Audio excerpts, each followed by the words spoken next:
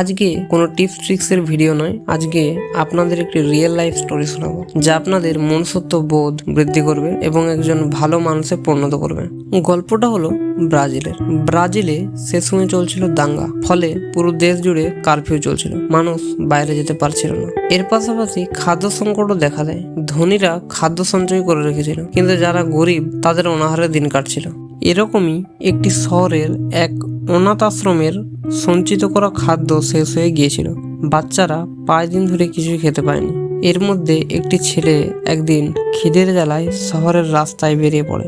সে জানতো যে রাস্তায় বেরোলে তাকে পুলিশের মার খেতে হবে কিংবা তাকে অ্যারেস্ট করে নিয়ে যাওয়া হবে, কিন্তু সে এসবের কোনো কিছুই পরোয়া করে না। এভাবে চলতে চলতে সে একটি গলিতে একটা বাড়িতে এক মেয়েকে কিছু খাচ্ছিল দেখতে পেল। সেই ছেলেটি ওই মেয়েটিকে কিছু খেতে দেওয়ার জন্য ইশারা করলো। মেয়েটি ছেলেটির রুগ্ন শরীর দেখে তার চোখে জল এলো এবং সে তাকে বাড়ির ভেতরে আসতে দিল। বাড়িতে সে তাকে 2 টুকরো পাউরুটি খেতে দিল এবং ছেলেটি জল তেষ্টা পেয়েছে বললে মেয়েটি তাকে 1 গ্লাস দুধ দেয়। ছেলেটি 1 গ্লাস দুধ ও 2 টুকরো পাউরুটি খেয়ে বাড়ি থেকে বেরিয়ে এলো। বেরিয়ে আসার সময় ছেলেটি বাড়ির নেম প্লেটের দিকে তাকায়। মেয়েটি জিজ্ঞাসা করে আর কিছু খাবে? ছেলেটি বলে না না, আর কিছু চায় না। এরপর সময় কাটতে থাকে, শহরের অবস্থা স্বাভাবিক হয় এবং সেই মেয়েটি আজ এক বৃদ্ধা। একদিন ওই বৃদ্ধা রাস্তা পারাপারের সময় কার অ্যাক্সিডেন্টে ক্ষতিগ্রস্ত হয়। রাস্তার মানুষজন তাকে শহরের সবচেয়ে ভালো নার্সিংহোমে ভর্তি করেন। বৃদ্ধা ধীরে ধীরে সুস্থ হয়ে ওঠে এবং সে জানতে পারে সে শহরের সবচেয়ে ভালো হসপিটালে ভর্তি। মুহূর্তেই তার সুস্থ হয়ে ওঠার আনন্দ উবে যায় এবং সে ভাবতে থাকে তার কত লাখ টাকার বিল হতে পারে, এর জন্য তাকে বাড়ির কি কি বিক্রি করতে হতে পারে।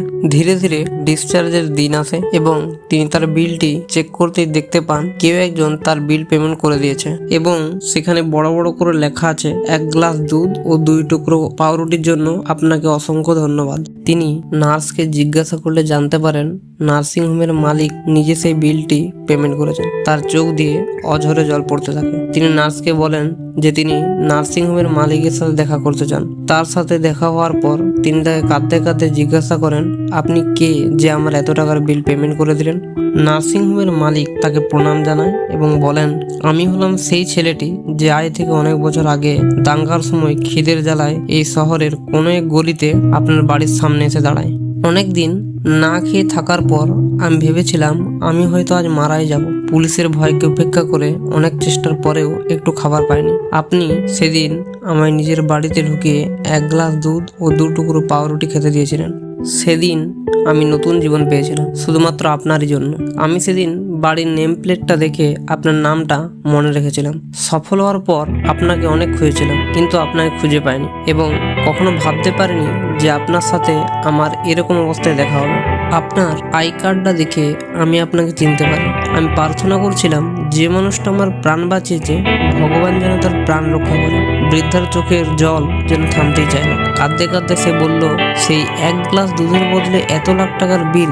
ছেলেটি বলে সেই 1 গ্লাস দুধের দাম আমার কাছে এই লাখ টাকার থেকেও অনেক অনেক বেশি, কারণ সেদিন আপনি না থাকলে হয়তো আমি বাঁচতাম না। তো বন্ধুরা, এই গল্পটি থেকে আমরা এটাই শিখতে পারি যে মানুষকে স্বার্থহীনভাবে নিজের সাধ্যমতো সাহায্য করুন। কে জানে সেই ব্যক্তি হয়তো আপনাকে পরে এত সাহায্য করবে যে আপনি তার ঋণ মেটাতে পারবেন না এবং কখনোই কারো কাছ থেকে সাহায্যের পর তাকে ভুলে যাবেন না। এভাবে একটি সুন্দর ও নিঃস্বার্থপর সমাজ গড়ে উঠবে।